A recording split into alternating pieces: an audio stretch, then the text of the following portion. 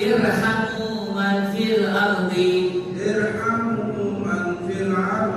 yarhamukum man fis sama. Hadis sahih riwayat Ahmad. Hadis ke-27 muhtam hadis yang dikarenakan yang disusun oleh Hadis Umar bin Muhammad bin Sa'id bin Hafid. Sekarang kita bahas tentang orang-orang yang memiliki kasih sayang. Artinya nih kita lihat ya artinya. Rasulullah Sallallahu Alaihi Wasallam bersabda, orang-orang yang mengasihi akan dikasihi oleh Allah.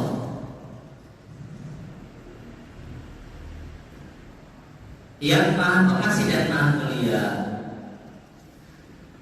Dan oleh karena itulah kasihanilah penduduk makhluk bumi, maka niscaya penduduk kami pun akan mengasihi kalian. Jadi gini, Rasulullah ngasih tahu sama kita nih, orang-orang yang punya kasih sayang pasti sayang sama siapa? Sama Allah.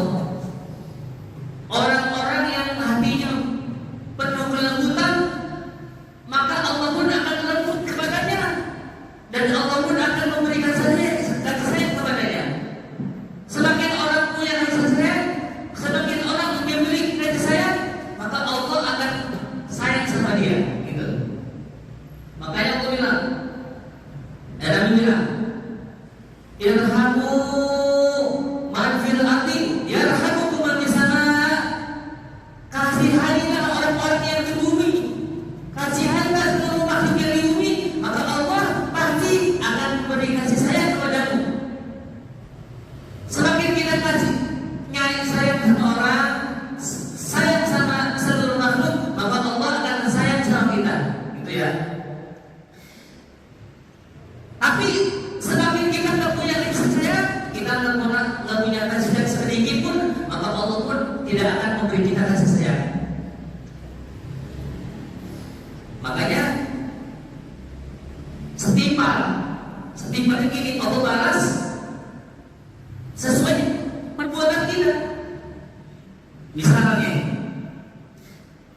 kita sama orang sayang, sama binatang sayang, sama siapapun sayang, punya rasa kasih sayang, punya rasa kasihan. Contoh sama binatang sekalipun. Contoh ya. Contohnya ini dari Nabi nih, bukan dari siapa, tapi dari Nabi Muhammad SAW. Nabi cerita ini. Dulu nih Bani Israel, di zaman Bani Israel ada wanita pelacur, UNKS, KSK, pelacur pokoknya. Ini wanita kerjaannya, pokoknya pelacur gimana sih ngelayanin orang. Dia bukan Israel ini. Nabi mengisahkan dalam hadis Sahih Bukhari.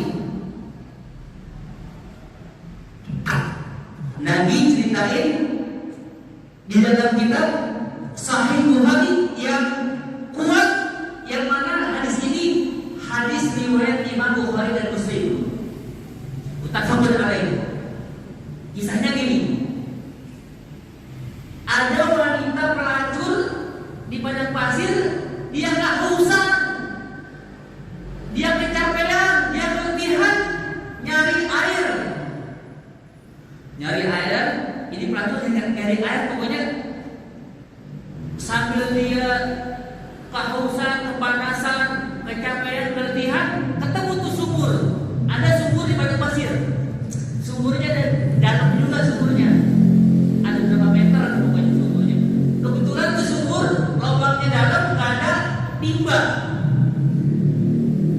Ini pelacur, wanita yang gak bener, saking hausnya nemu sumur, alhamdulillah dia turun tuh Walaupun nggak ada timba, nggak ada ember, nggak ada wadah, dia turun tuh. Turun, nyampe di bawah sumur, dia minum. Masya Allah, hausnya hilang, seger, kuat, girang, senang dia. Alhamdulillah, udah mau mati, kehausan, nyari air dapat. Alhamdulillah, dia minum, habis minum, udah selesai minum, dia naik lagi ke atas sumur, ke bibir sumur. Pokoknya dia naik lagi tuh, raba naik, tangan sama kakinya, dia manjat lagi. Pas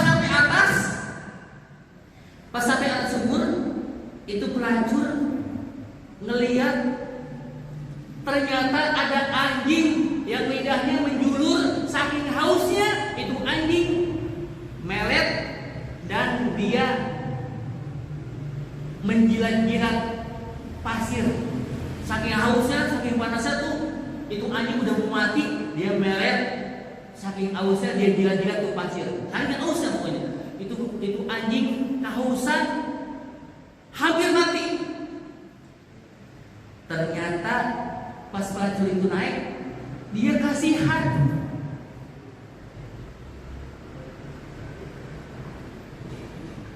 Sampai hatinya bilang gini, ya Allah, ini anjing pasti hausnya seperti tadi aku haus. Ya saking hausnya aku mau mati sebagaimana dia haus. Pasti hausnya sangat dahsyat seperti aku tadi haus. Yang mana aku haus tadi, aku pun sangat menderita. Dia merasakan hausnya anjing sebagaimana dia haus tadi sebelum dia minum. Akhirnya tuh pelacur saking kasihannya, dia turun lagi ke dalam sumur. Ngapain? Ngambil air gitu. Akhirnya tuh pelacur ngambil air untuk itu anjing. Sampai sepatunya, dia lepas sepatunya, dia ambil air sama sepatunya, dia gigit sepatunya, baru dia manjat sama tangannya. Itu sepatunya bakal wadah air untuk anjing tadi yang di atas nungguin air. Akhirnya itu pelacur ngambil air, sepatunya dipakai ambil air, dia gigit sepatunya, dia naik lagi untuk kasih air sama anjing tadi. Pas sampai di atas, itu anjing dikasih air girang, diminum tuh air, Masya Allah. Kita nggak minum berapa hari, usah kayak mati. Akhirnya dikasih minum girang kan? Itu anjing girang banget, senang banget tuh anjing. Mungkin kalau anjing bisa ngomong nih, terima kasih ke dia, makasih ya, Masya Allah. Akhirnya apa? Dalam hadis itu, fasyakkarulaha faghfaralaha. Maka Allah pun berterima kasih sama itu pelacur, Masya Allah. Akhirnya Allah berterima kasih sama pelacur, faghfaralaha. Allah mengampuni dosa itu pelacur, Masya Allah. Saking kasih sayangnya sama makhluk Allah, Allah beri kasih sayang itu kepada pelacur itu. Padahal itu pelacur Pak, ngasih apa? Ngasih air sama anjing. Apalagi kalau ngasih air sama manusia coba. Ngasih air, ngasih makanan. Apalagi sama manusia yang muslim, yang beriman, lebih lagi pahalanya. Ngasih anjing aja yang najis. Anjing najis ya? Paling najis Pak Bogolato, sama kayak babi. Anjing itu sama kayak babi Pak. Najisnya najis berat. Tapi Allah tuh nggak akan lupa sama kebaikan hamba-hambanya yang memberi kasih sayang sama seluruh makhluk Allah. Anjing najisnya berat, dikasih kasih sayang, dikasih minum, sampai itu pelacur, Allah berterima kasih, faghfaralaha, Allah ampuni dosa-dosa itu pelacur. Masya Allah. Bagaimana kalau ngasihnya bukan anjing? Kita punya kucing di rumah, kucing ada kan? Kucing ya pahalanya lebih gede lagi. Kucing kelaparan, kehausan, kita kasih makan diminum. Itu kucing kan kesayangan Nabi, nggak najis. Apalagi kalau bukan kucing, makhluk yang lain, manusia beriman Islam, hamba Allah, lebih besar lagi pahalanya Pak. Jadi semakin kita memberi kasih sayang, Allah pun akan kasih sayang sama kita, Allah pun akan menyayangi kita. Gitu Pak. Jadi irhamu man fil ardi yarhamukum man fis sama. Kasihanilah orang-orang makhluk Allah yang di bumi, niscaya Allah akan memberi kasih sayang kepadamu. Allah akan sayang sama kamu. Tapi semakin kau kasar, semakin kau nggak peduli, semakin kau nggak kasih sayang sama orang, sama makhluk Allah, maka Allah pun begitu juga. Allah nggak bakal beri kita kasih sayang, Allah nggak bakal menyayangi kita, Allah tidak bakal mengasihani kita. Begitu Pak. Jadi melihat orang tuh bagaimana hati kita nih? Hati kita gimana nih? Melihat orang bawaannya gedek, melihat orang bawaannya sumpah, lihat orang bawaannya pengen nyumpahin aja. Kita tuh kalau melihat orang kayak Nabi kalau melihat orang nih melihat ahli maksiat, Nabi itu kasihan. Para aulia pun begitu juga. Bagaimana kasihannya? Mereka mendoakan mereka agar mereka dapat hidayah, agar mereka tidak masuk neraka. Tuh Pak, kasih sayang Nabi kepada umatnya agar umatnya tidak disiksa, tidak diadab, tidak dimasukkan ke neraka Allah di akhirat nanti. Itu bentuk kasih sayang kita sama makhluk Allah. Sampai-sampai ada seorang wali namanya Abu Yazid Al-Bustami. Murid-muridnya ngadu, wahai Syekh, kita ngaji di sini, ono di pinggiran pojokan ada pemuda yang lagi senang-senang, yang lagi mabukan, yang lagi senang-senang koyak-koyak, yang lagi maksiat. Apa kata Syekh Al-Bustami? Ya udah, kita angkat tangan semua, kita doain. Kata murid-muridnya, mampus tuh disumpahin tuh. Orang kita lagi ngaji, kita lagi talim, dia lagi mabuk-mabukan di pojokan suatu di luar. Kata murid-muridnya yang ngadu, biar disumpahin sama guru kita. Angkat tangan semua, angkat tangan. Pas angkat tangan, mereka mengaminkan, Allahumma kama farahtahu fi dunia farihum fil akhirah. Doanya begini singkat. Ya Allah, sebagaimana Engkau menyenangkan mereka di dunia, Kau berikan mereka kesenangan, Kau mereka berikan kebahagiaan, kegembiraan. Kalau orang lagi maksiat dia lagi senang Pak, lagi senang dia, lagi maksiat lagi goyang-goyang lagi senang. Maka didoain, ya Allah, sebagaimana Engkau memberikan kesenangan kepada mereka, maka senangilah mereka juga di akhirat ya Allah, jadikan mereka di surga. Murid-muridnya bingung, wah Syekh, kenapa didoain masuk surga? Itu ahli maksiat mereka. Kata Syekh ini, Allah kasih mereka senang-senang di dunia, kita pun mendoakan mereka agar bersenang-senang nanti di akhirat di surga. Otomatis orang yang senang di surga sebelum matinya dapat hidayah husnul khotimah. Berarti Syekh itu mendoakan agar mereka husnul khotimah, dapat hidayah, dapat taufik sehingga meninggal dalam keadaan sudah taubat. Waduh, mereka tuh yang dengar tuh didoain pada kaget, ya Allah, kita doain. Akhirnya mereka semua mengetahui doa tersebut, mereka taubat. Yang doain seorang wali, doanya kabul. Ya Allah. Coba kalau kita, bang, ada yang mabuk tuh, kita doain, biar dia kita supaya biar dia mampus, biar dia kecelakaan, biar dia dapat musibah, biar itu meninggal. Kita doain mungkin yang buruk-buruk, tapi kalau para aulia, para nabi, para salihin, mereka tuh nggak mau satupun umat Nabi masuk neraka. Makanya mereka kasih sayang, ya Allah, jangan masuk neraka ke orang, dapat taufik dan hidayah sehingga taubat. Itulah kasih sayang kita sama orang lain. Misalnya nih Pak, ada hadis Nabi. Kalau kita di jalan nih Pak, tahu-tahu nemu duri, kalau sekarang mungkin paku ya, itu dalam hadis duri. Nabi bersabda, barang siapa yang berjalan lalu dia menemukan bahaya di jalan, entah itu duri atau gangguan lain, maka dia menyingkirkannya agar tidak terkena oleh orang lain. Fasyakaralah, Allah akan berterima kasih. Begitu juga faghfaralah, maka Allah pun akan mengampuni dosa-dosanya. Tuh Pak, kita naik motor, kita naik jalan kaki, tahu-tahu nemu paku Pak. Kan paku itu masuk gangguan di jalan. Ya entah itu duri, kawat, paku, kita singkirin tuh, kita ambil, kita buang atau kita kantongin, nanti dibuang di tempat sampah. Allah akan berterima kasih sama orang tersebut. Gara-gara apa? Gara-gara dia menyingkirkan bahaya bagi orang lain. Itu Pak kasih sayang kita. Jadi kalau di jalan nih nemu ranting, kita pinggirin. nemu duri, nemu paku, nemu kawat, nemu apapun yang membahayakan, kita singkirin Pak. Kenapa? Pahalanya gede. Karena dia termasuk orang yang kasih sayang, mengkasihani, menyayangi orang lain. Jangan sampai dia kena duri, jangan sampai dia kena paku.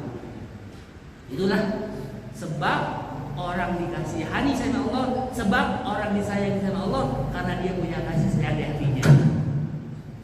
Begitu juga orang yang nggak punya kasih sayang Pak. Ada ahli ibadah. Ini ahli ibadah wanita seorang wanita ahli ibadah, tapi dia tidak punya kasih sayang, nggak punya sedikit pun kasih sayang. Dia punya kucing dikandangin gak dikasih makan. Ya Allah, dalam hadis begitu Pak. Dia punya kucing, kucingnya dikandangin Pak. Nggak tahu tuh kucing siapa. Pokoknya dia hatinya tuh nggak punya kasih sayang. Itu kucing nggak diempanin sampai mati. Dia tahu dia yang ngandangin. Nabi pun mengetahui tersebut. Maka Nabi bilang, Fahiyya finnar, dia itu wanita yang ahli neraka karena dia tidak punya kasih sayang sama seorang kucing atau seekor kucing. Itu makhluk kucing kalau kita siksa Pak, kita langsung neraka.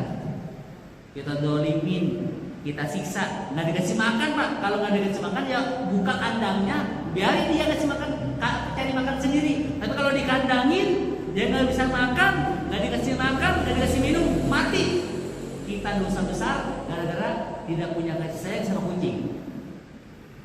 Maka Nabi bilang, hiya finnar, wanita itu walaupun ahli ibadah tetap masuk neraka kata Nabi. Ya Allah, ahli ibadah Pak, tapi hatinya nggak punya kasih sayang sama kucing. Gimana kalau nggak punya kasih sayang sama manusia? Lebih besar lagi dosanya. Itu ya, sebab orang disayangi, sebab orang dikasihani. Begitu juga Allah pun akan memberikan kita kasih sayang dengan kadar kasih sayang kita. Semakin besar kasih sayang kita sama makhluk Allah, maka semakin besar juga Allah kasih sayang sama kita. Contoh Pak, kita nanam pohon Pak. Nanam pohon, tahu-tahu banyak burungnya makanin buah pohon kita Pak.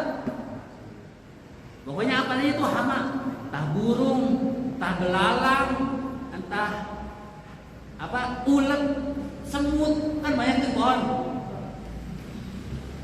Tahu nggak? Itu yang makan di pohon kita tanam nggak sia-sia Pak. Makhluk Allah yang makan pohon kita tuh entah buahnya, entah daunnya, karena tuh daun digerogotin sama ulet beneran. Apalagi kampret kan buahnya dimakan codot. Burung apalagi bunga-bunganya, kembangnya, semua jadi sedekah karena dimakan makhluk Allah. Maka kita dapat pahala sedekah. Jadi jangan ngedumel. Kita punya pohon dimakan codot, jangan ngedumel Pak. Itu pahala yang di akhirat kita nggak tahu. Siapa tahu itu bikin kita masuk surga. Kenapa? Karena termasuk kasih sayang dia sama makhluk Allah berupa burung, kelelawar, kampret, semut, ulet. Karena kita ikhlas agar mereka nggak kelaparan, itu makan makanan buah-buahan kita dapat pahala sedekah. Jadi jangan anggap itu hilang, nggak hilang. Itu pahala yang besar, pahala sedekah di akhirat. Karena kita kasih makan makhluk Allah berupa kelelawar, berupa kampret, berupa apa? Berupa burung, berupa ulet, berupa semut. Jangan khawatir Pak, pahalanya kekal abadi, dapat pahala sedekah kita. Ya Allah. Jangankan sama itu Pak, sama laler nih Pak, Imam Ghazali ditanya pas beliau meninggal dunia, itu ditanya sama muridnya yang ngimpiin beliau, wahai Imam, wahai guruku, wahai Ghazali, sebab apa engkau masuk surga? Sebab apa engkau dapat ridha Allah? Sebab apa engkau mendapat nikmat ini? Karena Imam Ghazali dapat nikmat besar dan kuburnya dilapangkan, kuburnya jadikan kuburnya kubur menjadi taman surga ya Allah. Maka Imam Ghazali bilang, alhamdulillah, aku dapat ridhonya Allah gara-gara pas aku lagi nulis kitab itu diminum sama laler. Lalat. Dulu ditanyakan dari sari buah. Pas aku melihat lalat lagi minum di tindakku, aku biarkan dia kenyang. Insyaallah. Itu lalat kan ditemplok di tempat tinta. Imam Ghazali membiarkannya sampai kenyang. Pas sudah kenyang itu lalat terbang sendiri. Nggak diusir, terbang sendiri. Dari itulah Allah ridho kepadaku. Allah memberikan aku nikmat yang besar. Allah ridho kepadaku, Allah mengampuni dosa-dosaku. Ya Allah, gara-gara ngasih minum lalat. Kalau kita misalnya kopi lagi ditemplokin lalat, biarin lah. Lalatnya nemplok biarin dia minum kenyang dulu. Kalau kita enggak ya, sayang saya kopinya kalau kita tunggu. Jadi satu makhluk yang kita kasih kebaikan, Allah nggak lupa, Pak. Ada lagi orang soleh. Dia lagi diimaninya senyum aja. Udah meninggal, Pak, senyum. Itu saking senyumnya, giginya hampir gigi gerahamnya kelihatan. Ketawa senyum, ya Allah. Ini yang mandiin heran. Kok ini mayat senyum baik dimandiin? Itu nggak bisa tingkep, Pak, senyum terus. Sampai di kuburan tetap dia senyum. Dimandiin, disolatin. Pas dikuburin tetap dia senyum sampai gerahamnya kelihatan. Senyumnya lebar, Pak. Langsung yang mandiin doa sama Allah, ya Allah, aku mohon padamu berikan aku izin untuk memimpikan dia. Aku pengen tahu kenapa dia senyum terus. Ini mayit kenapa dia terlalu senyum? Aku mandiin senyum, aku sholatin senyum, aku kuburin senyum. Betul, pas malamnya ini orang yang mandiin ngimpi, Pak. Ngimpi ketemu itu mayit. Pas lagi ngimpi itu mayit lagi enak, lagi di dalam surga dapat nikmat. Wahai fulan, wahai pemuda, aku tadi mandiin kamu kok dalam sekadar senyum. Aku mau tanya sama kamu. Mumpung aku ketemu dalam mimpi, aku pengen tanya, kenapa kau terlalu senyum kepada kami yang udah masih hidup? Kenapa kau terlalu senyum walaupun kau mati? Ini kata pemuda, aku heran, takjub, hampir aku ketawa. Karena apa? Satu hal, tiap hari, tiap pagi aku punya kebiasaan sedekah. Aku setiap pagi itu punya kebiasaan sedekah. Sedekahku sedekah roti, karena aku tuang roti. Tapi pas satu hari aku nggak melihat satupun orang itu roti. Daripada aku buang, aku kasih tuh keledai yang lagi lewat. Pas dia keledai lagi lewat, aku kasih tuh roti. Dimakan tuh keledai. Ya aku heran. Pas aku dicabut nyawaku, kenapa aku ketawa? Semua kebaikanku, semua ibadahku, tidak ada yang menyambutku pas aku meninggal dunia kecuali cuma satu. Apa itu? Kebaikan, pahala, ngasih satu roti sama itu keledai. Dia datang menyambutku pas aku meninggal dunia. Aku ketawa lah. Yang lain kemana? Aku heran, aku ketawa, aku tersenyum karena aku takjub. Ternyata satu roti yang bersepelekan aku kasih keledai, itu yang membuatku bahagia. Kenapa? Karena itu termasuk pahala yang besar. Allah terima kebaikanku gara-gara aku kasih makan keledai. Jadi dia kagum, heran, ketawa, lucu. Lucunya kenapa? Ya Allah, pahala gue mana yang lain? Kok pahala yang nomor cuma ini? Pahala yang nomor cuma ngasih roti sama satu keledai. Pahala saya yang mana? Pada nggak datang, pada nggak nyambut, pada saya nggak lihat. Ternyata yang dia lihat cuma pahala ngasih roti sama satu keledai. Artinya apa? Jangan sepelein sedikit pun kebaikan kepada makhluk Allah. Walaupun itu seekor hewan. Siapa tahu gara-gara kita kasih makan kucing, gara-gara kita kasih makan ayam, gara-gara kita kasih makan burung. Siapa tahu itu yang menyebabkan kita masuk surga. Belum tahu kita, Pak. Ibadah kita yang banyak, tahajud, baca Quran, zikir, gak diterima. Kenapa? Karena kita banggain, kita sebut-sebut, kita riak. Siapa tahu hal yang sepele Allah terima, yang gede-gede malah nggak diterima. Siapa tahu Pak? Karena kan manusia itu diterima amalnya karena apa? Karena ikhlasnya. Kita kan ngasih orang makan, siapa tahu ini ikhlas. Ngasih keledai siapa sih yang mau apa? Ngasih makan burung siapa sih yang mau terima kasih? Gak ada yang terima kasih kan? Gak ada yang terima kasih, gak ada yang tahu. Jadi semakin Allah ridho kasih makan apa? Kita memberikan kasih sayang makhluk Allah, Allah pun akan kasih sayang sama kita. Mudah-mudahan ini hadis kita amalin Pak. Jadi jangan sedikit pun hati kita punya perasaan apa?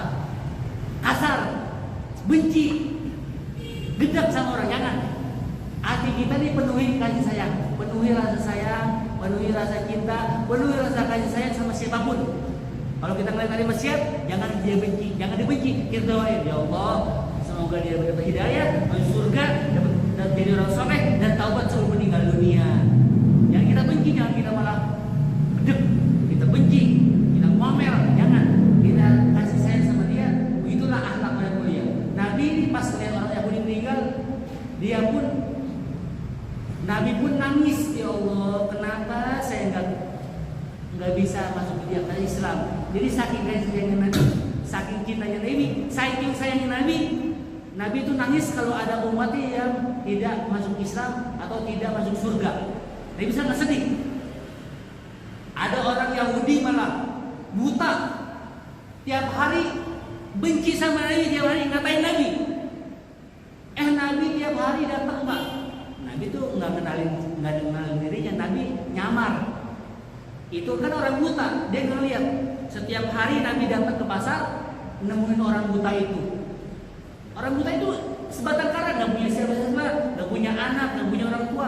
Pokoknya sebatang kara, gembel dia, gelandangan gembel di pasar. Setiap hari Nabi datang, dia nggak tahu itu Nabi Muhammad. Nabi datang nyuapin dia dengan lemah lembut. Pas Nabi meninggal dunia, Sayyidina Abu Bakar tanya sama Siti Aisyah, wahai Aisyah, Aisyah kan istri Nabi dan anaknya Abu Bakar Siddiq. Maka bapaknya bilang, wahai Aisyah, coba kebiasaan apa yang dilakukan Nabi yang tidak aku lakukan, yang belum aku lakukan. Maka Siti Aisyah bilang, wahai abah, wahai bapakku, wahai orang tuaku, wahai ayah, kebiasaan Nabi ada satu, tiap hari datang ke pasar, nemuin orang Yahudi yang buta, yang tiap hari ngatain Nabi. Tiap hari, pokoknya ngatain Nabi tiap hari. Nabi itu tukang sihir, Nabi Muhammad tukang sihir, Nabi Muhammad tukang bohong, Nabi Muhammad tukang teluh, Nabi Muhammad pendusta. Pokoknya dia kata-katain Nabi lah. Sayyidina Abu Bakar langsung datang ke pasar itu ngasih makan sama itu orang Yahudi. Tua, buta, pas Abu Bakar nyuapin, ini orang sadar, wahai orang yang kasih makan aku, sepertinya kamu bukan orang yang seperti biasa kemarin-kemarin. Kemarin-kemarin tuh lembut, ngasih makannya tuh halus.